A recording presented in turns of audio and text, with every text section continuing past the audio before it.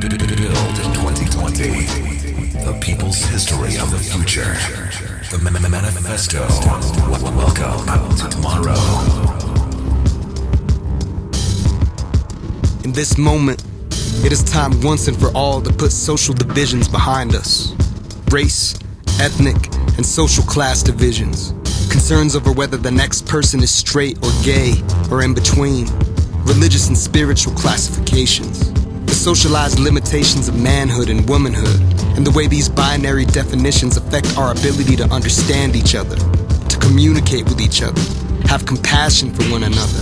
It is time to put that aside. On a personal level, that shit is dead. We don't tolerate hate, disrespect, or division. We seek to break down stereotypes, discrimination, hatred, and bias wherever it exists. We check our family members, our friends, our teachers, our co-workers, everyone, when they pay lip service to these divisions or when they act on the basis of them. This is about collective survival now. We reach out to people and we invite dialogue. We form alliances with people who are different than us. The people we distrust are the people who are unwilling to see the humanity in all of us. The people who seek to perpetuate and recreate social division. We hold them at a distance, without hate in our hearts, and we refuse to allow their divisiveness to infiltrate our minds, our spirits, our truth. We reach out, we attempt to build with people, even if we doubt their willingness to build with us. If they are unwilling, we move on, but we keep reaching out. As we navigate these shifts and the many social challenges that we face in the coming decade, handshakes will be important. Looking people in the eye, engaging people face to face, showing our humanity will be important. In 2010, we saw an incredible amount of people begging in the streets and asking for money on the sides of roads and highways. If conditions do not change, people in their positions will be robbing and shooting and clubbing people at alarming rates. Not because they want to, but because they are hungry and they are fighting tooth and nail for their own survival. We must recognize this reality now and not only prepare for it personally, but figure out how we can shift this reality and prevent this social violence in the future. How can we help these people as opposed to demonize them? What can we actually do? We must keep one eye on the political system. We have to vote and register people to vote and understand who exactly we're voting for.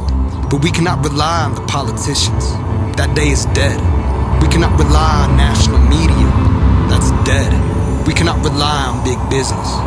It is time to shift our energy, our ideas, and our resources locally.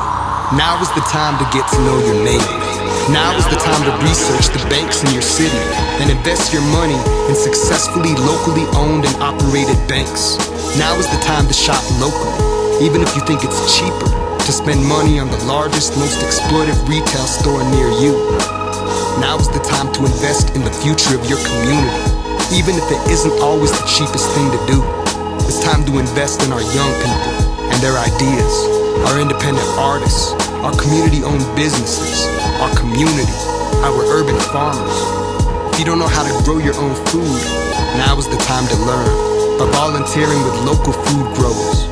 If you don't recycle and compost, it's time to start investing in this future of ours. It is time to educate yourself, for your family, for the next generation, for your survival. It is time to exercise and take care of your health, to relearn the ancient knowledge of plants, herbs, and alternative healing methods. If you don't have a bike, it's time to get one. It's time to reduce your own energy and resource consumption. You need to start making decisions about what you are willing to do and what may be necessary for you to do in order to survive.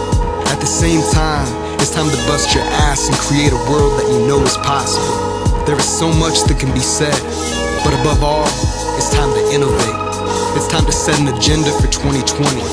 It's not necessary now to organize national or international movements or campaigns. It is time, it is necessary to start building small think tanks on a community level. You got 3 homies who give a damn about what's happening in your community and care about the future? Congratulations, you got yourself a think tank. Start meeting, planning, developing, strategizing, organizing, and making use of the resources that are actually available to you in your locale. It is time to set up your own small intelligence networks, figuring out block by block, neighborhood by neighborhood, city by city, what you need to do in order to create a more sustainable reality, culturally, socially, politically, and economically. You have this power. It all starts with you. It's time to be in control of ourselves and our destiny, to determine person by person how we will use these developing technologies. In the future, it will be important to take time to watch the clouds, to touch the trees, to feel the sun and rain on your skin. It will be important to smile at people, to hug people, to conduct business in person, with a handshake, to listen to people's stories without a computer in front of your face. These things matter. They have always mattered. They always will. At every moment, every twist, every turn in this unfolding story, we must focus on staying human, staying grounded, staying connected to other living things. The future is now. The time to build is now. Everything that needs to be done has never been more clear. This is your life, young world. Your past, your present, your future. Let's get it, let's get it, let's get it, let's get it.